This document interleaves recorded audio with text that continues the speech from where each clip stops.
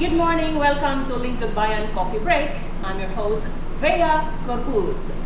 We all know how social media changed America in the recently concluded elections. In the Philippines, election is fast approaching. The Senator Ball has this very stiff competition in all aspects. So in the simple interview, we have Mr. Gaspy Villegas. He is an oppositionist, an advocate of good governance. So going straight, good morning, Mr. Gaspy. Good morning, Bea. You are so fanatic with Congressman Mitos Magsaysay. Yes. What do you know about her? Well, so far, to have a concise details about the Honorable Deputy Minority Leader, Congresswoman Maria Milagros Mitos Magsaysay. She's been in Congress since the 13th, 14th, and 15th Congresses. And she was awarded as the most outstanding Congresswoman Emeritus Hall of Famer in the halls of Congress. Of course, she is dubbed as the Dragon Lady in the halls of Congress because she is not afraid to voice out of the anomalies that involves in the government.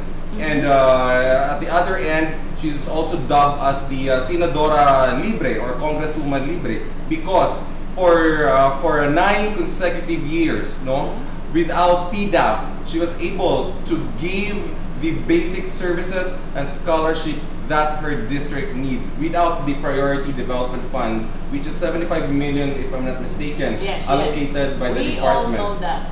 Yes. Peke daw siyang magsaysay.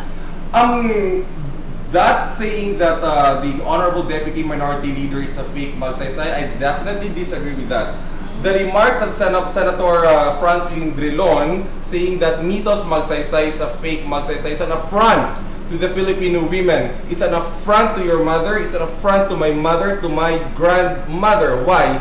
Because Mitos Magsaysay is a legitimate, legally married to Magsaysay. Therefore, she is a legitimate Magsaysay, not a fake Magsaysay. That's why yung mga lumalabas na mga advertisement ni former Senator June Magsaysay na siya ang tunay na Magsaysay, it is very unfair. It humiliates the women out there because, meaning to say, as I mentioned a while ago, you are, what is your family name again, Bea? Corpus. Corpus. So your mother is a fake Corpus. If you will follow the remarks of Senator Franklin Drilon. All right. Is name or is family name important? Well, for me, since my family is also into politics in the province of Negros Oriental, family name it's not important, but it's a plus factor. You know what, Bea? What is important? It's your first name, like Bea, Gaspy, or Mitos, because it defines and tells the person of who you are, of what you've done in the community, because it will mark and leave a legacy rather than the family name. Alright. So much to Congressman Mitos Magsaysay. Let's go on to the recent decision of the Supreme Court about the party list. What can you say about this? Party list system. Yes, when I read the newspaper, it was last Friday, April 5, no? I was so shocked and surprised that the Comelec already made, the Supreme Court already made a decision which is party list need not to be marginalized. Well, is it right or wrong decision?